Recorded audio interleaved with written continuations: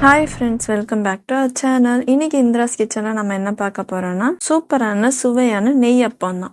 வாங்க வீடியோக்குள்ள போகலாம். நெய் அப்பத்துக்கு தேவையான பொருட்கள்: 1 கப் பச்சரிசியை 4 மணி நேரம் தண்ணியில் ஊற வச்சு எடுத்துக்கோங்க.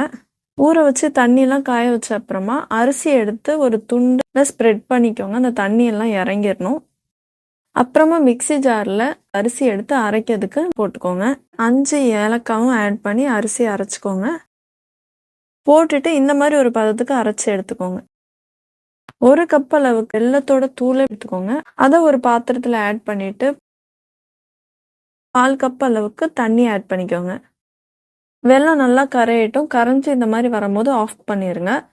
இப்போ ஒரு பவுல் எடுத்துட்டு நம்ம அரைச்சி வச்ச பச்சரிசி மாவு இதில் ஆட் பண்ணிக்கோங்க. வெல்லத்தோட பாகு எடுத்துருந்தோம், அதை ஒரு ஃபில்டர் வச்சு பாக தனியாக எடுத்துக்கோங்க. இந்த மாவோட ஆட் பண்ணிடுங்க. 2 டேபிள் ஸ்பூன் கோதுமை மாவு இதில் ஆட் பண்ணிக்கோங்க. 1/4 டீஸ்பூன் அளவுக்கு பேக்கிங் பவுடர் ஆட் பண்ணிக்கோங்க. 2 டேபிள் ஸ்பூன் நெய் ஆட் பண்ணிக்கோங்க. இதெல்லாமே கலந்து நல்லா மிக்ஸ் பண்ணிக்கோங்க.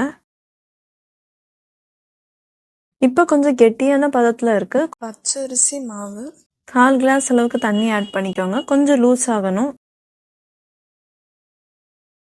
இந்த வீடியோ உங்களுக்கு பிடிச்சிருந்தா மறக்காம லைக், ஷேர் அண்ட் சப்ஸ்கிரைப் பண்ணுங்க.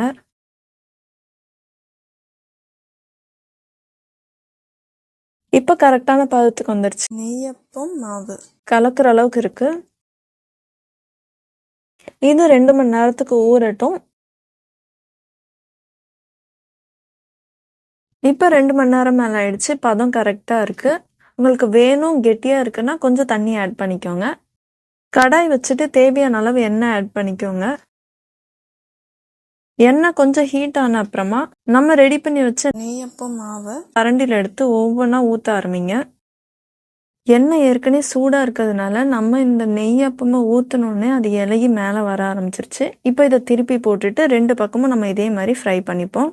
இப்போ நல்லா ப்ரௌன் கலரில் வந்துருச்சு. இதை ஒரு பிளேட்டில் மாற்றிப்போம். இதே மாதிரி பேலன்ஸ் இருக்கு அத்தனை நெய்யப்பத்துக்கும் நம்ம பண்ண போகிறோம். எடுத்து தனியாக பிளேட்டில் வச்சுக்க போகிறோம். சுவையான நெய்யப்பம் ரெடி ஆயிடுச்சு. நீங்களும் ட்ரை பண்ணி பாருங்கள். நெக்ஸ்ட் வீடியோவில் பார்க்கலாம்.